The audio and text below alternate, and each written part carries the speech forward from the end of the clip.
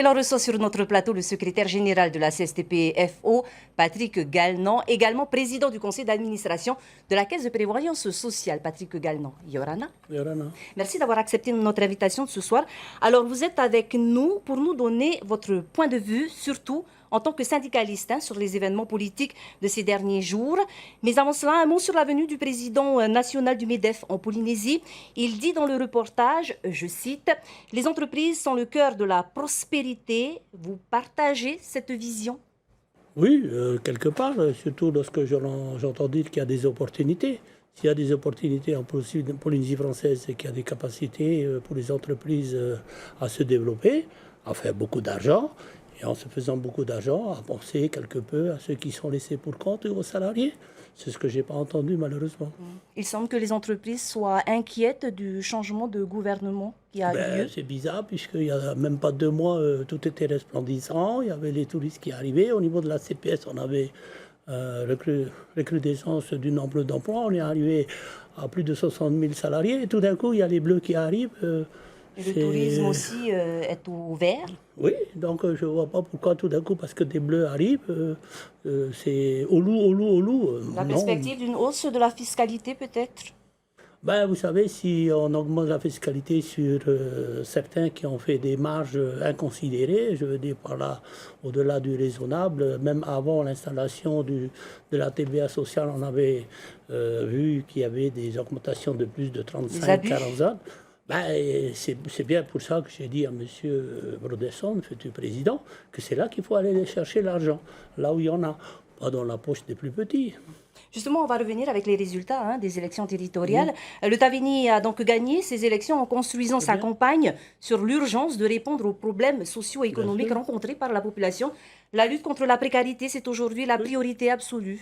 Bien sûr, et puis je dis que justement, ce n'est pas une révolution politique, puisque le Tavini a gagné, bien sûr, bravo, mais 45%. Donc, ce n'est pas une révolution. Par contre, c'est une révolution sociale, parce que je pense et je suis persuadé qu'il y a beaucoup de gens qui n'étaient pas pour l'indépendance ou pour les Bleus, mais qui ont voté les Bleus parce que socialement, le pays allait très mal. Quand bien même il y avait des feux qui s'allumaient au vert, mais malheureusement, la richesse n'est pas répartie. Lorsque vous allez acheter des produits aujourd'hui, c'est inconcevable qu'on ait des produits qui aient augmenté de 35-40%. Alors, j'entends les entreprises qui disent le taux de cotisation, c'est de l'ordre de 40%. Non, aujourd'hui, c'est de l'ordre de 38%. En France, c'est de l'ordre de 45%. Mais s'il faut comparer avec la France, il faut comparer tout. C'est-à-dire le SMIC en France, il est à 210 000 francs. Et chez nous, il est à 169 153 francs. En France, c'est 35 heures. Ici, c'est 39 heures. Et malheureusement, ici, la vie est 40% plus chère. Donc, on a un vrai problème. On en vient maintenant, Patrick Galnan, à votre casquette de président du conseil d'administration de la CPS. On sait que la santé a un coût colossal qui creuse le déficit de la caisse. Attendez-vous du futur gouvernement qu'il engage une intense politique de prévention? Bien sûr, parce que j'ai 2 exemples. Par exemple, la consommation du sucre en Polynésie française est exagérée. Je ne veux pas parler de marque parce que ça va vexer certains, mais dans une des bouteilles, une petite bouteille, vous avez 13 morceaux de sucre.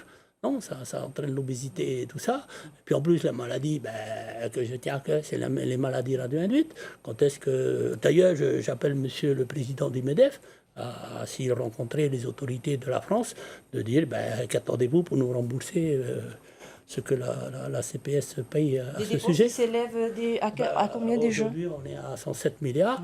Il faut enlever peut-être 11 milliards des coûts que ça nous a coûté pour les fonctionnaires d'État, puisque la sécurité sociale nous rembourse. Donc aujourd'hui, on est de l'ordre de 95 milliards. Et c'est une dette que la France doit nous payer. C'est pas de l'aumône. Vous allez accompagner le nouveau gouvernement, Patrick Galnan? Je vais l'accompagner du meilleur que je peux. Et si la richesse est mieux répartie, bien sûr, que nous sommes d'accord. On va essayer de faire en sorte que pendant ces 5 ans, ils puissent faire le meilleur qu'ils peuvent. Hein. Nous, bien sûr, on va essayer de les aider. Je pense que c'est aussi l'esprit qui anime les entreprises, mais il ne faut pas venir pleurer avant que pleurer, pleurer, pleurer, laisser pleurer le peuple. C'est le peuple qui a pleuré. C'est pour ça qu'il y a eu le changement. Merci beaucoup, Patrick Gagnon, d'avoir Merci de répondu votre à nos invitation. questions ce soir.